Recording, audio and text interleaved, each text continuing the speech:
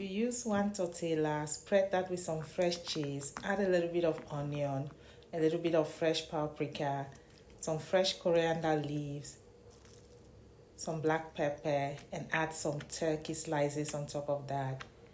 Wrap everything and bake that in the oven for about 10 minutes. Then, oh boy, you have just made you the most delicious wrap that you have ever tasted. It is also very healthy and high in proteins.